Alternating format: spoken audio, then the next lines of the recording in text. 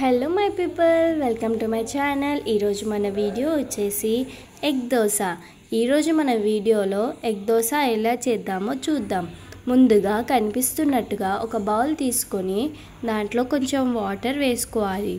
తర్వాత ఆ వాటర్ వేసుకున్న దాంట్లో మనం కొంచెం కారం, తగినంత ఉప్పు, అలాగే ధనియాల పొడి, తర్వాత కట్ చేసుకున్న పచ్చిమిర్చి, తర్వాత ఆనియన్స్, అలాగే కొద్దిగంత కరివేపాకు వేసుకోవాలి. ఇలా వాటర్లో ఎందుకు వేసుకోవాలి అంటే మనకి ఉప్పు కారం అనేవి బాగా కలుస్తాయి. మనకి ఎక్కువగా సాల్టీగా కారంగా ఉండకుండా మనకి ఇలా టేస్ట్ అనేది బాగా వస్తుంది. తర్వాత ఇవన్నీ బాగా కలిసాక మనం ఒక ఎగ్ తీసుకొని దీంట్లో ఎగ్ బ్రేక్ చేసుకోవాలి.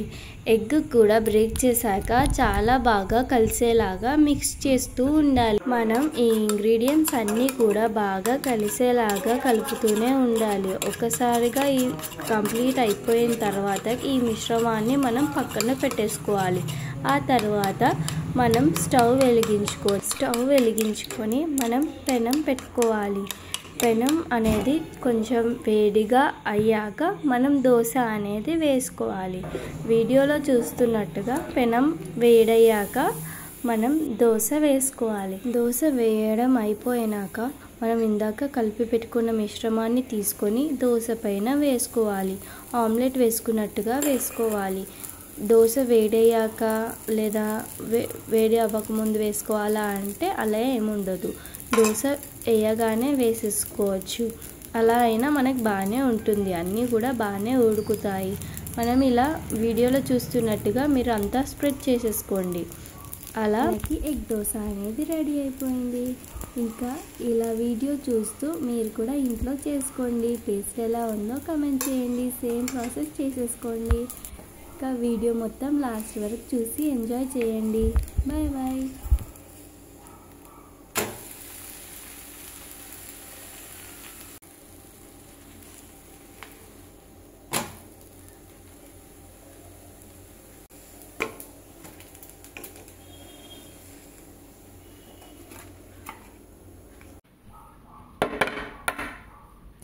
आगे कट जाए।